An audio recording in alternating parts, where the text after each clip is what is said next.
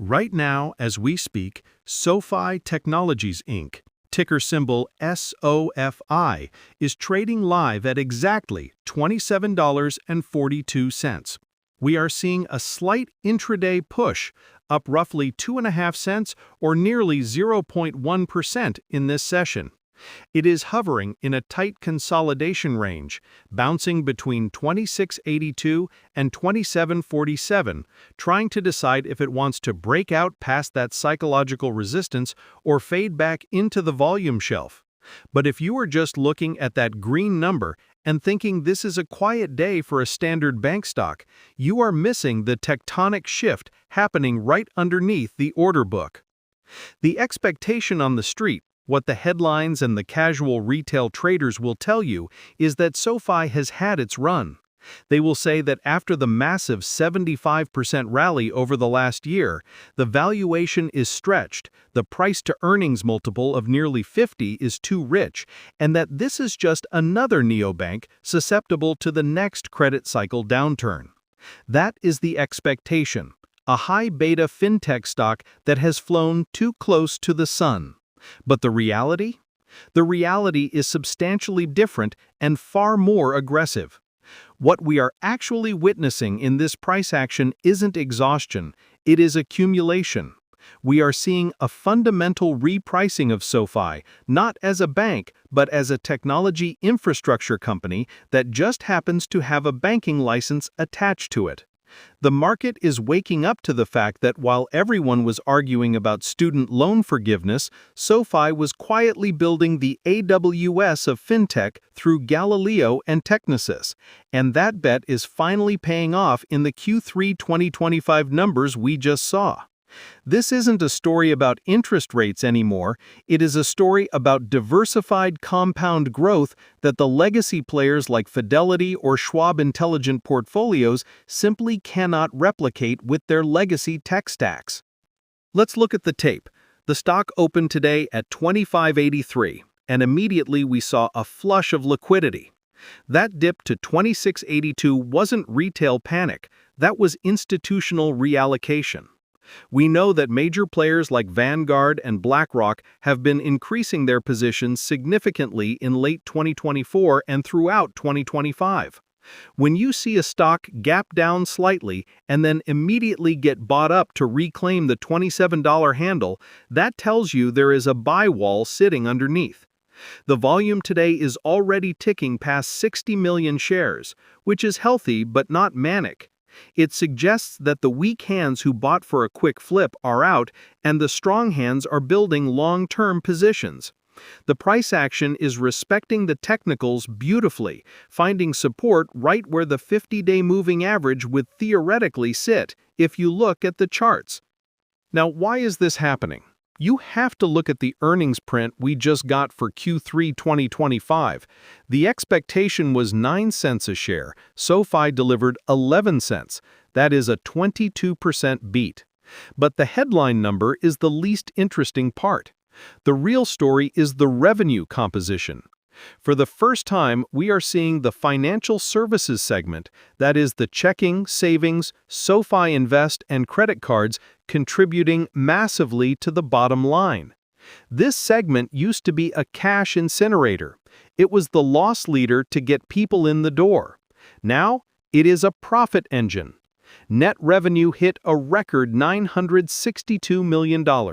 That is nearly $1 billion in a single quarter. And remember, the expectation was that as interest rates stabilized in 2025, their lending margins would compress. The reality was the opposite. They expanded their net interest margin because their cost of funding is so incredibly low compared to a Robinhood or a SoFi competitor that doesn't have a bank charter. When you look at online investing and the broad landscape of investing sites, there's a war for deposits.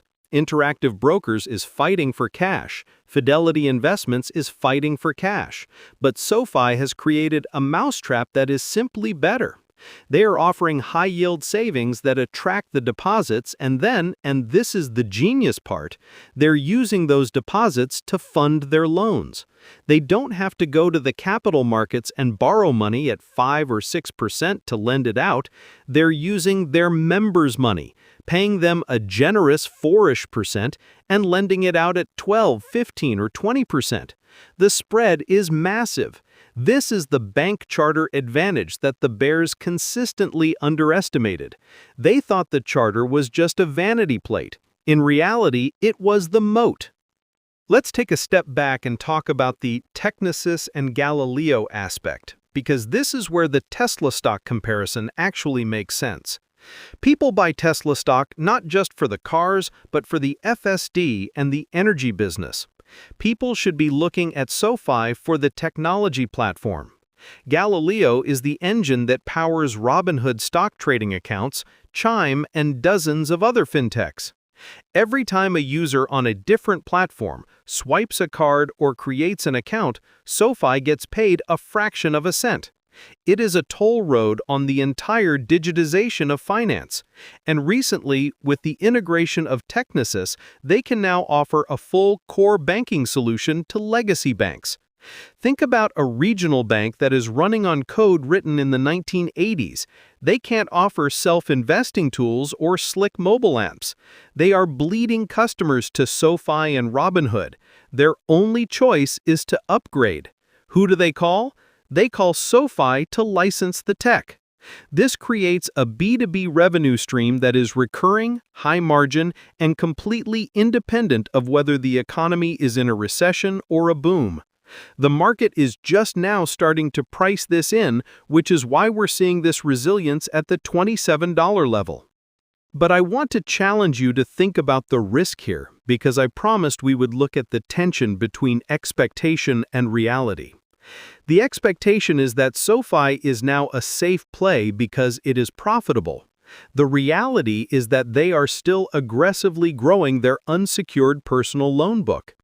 In a severe recession, if unemployment spikes, personal loans are the first thing people stop paying.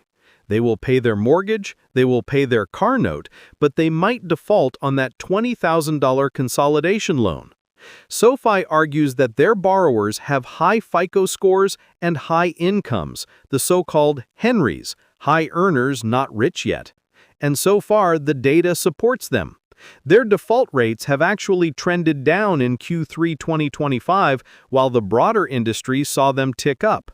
That divergence is the alpha. It suggests their underwriting models, which use machine learning and alternative data, much like Upstart, but with better internal data, are superior to the traditional FICO-based models used by a Fidelity brokerage or a traditional bank.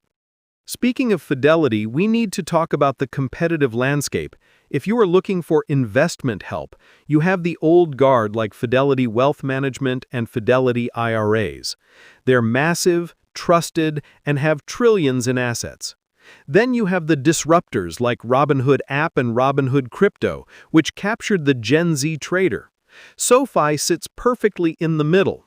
They offer the trust and breadth of a Fidelity with Fidelity mutual funds and Fidelity ETFs equivalents, but with the user experience of a Robinhood. This super app strategy is incredibly difficult to execute. PayPal tried and failed. Block, Square, is struggling to connect the dots. SoFi has actually done it. You can refinance your student loan, buy NVIDIA stock, check your credit score, and get a mortgage in one app.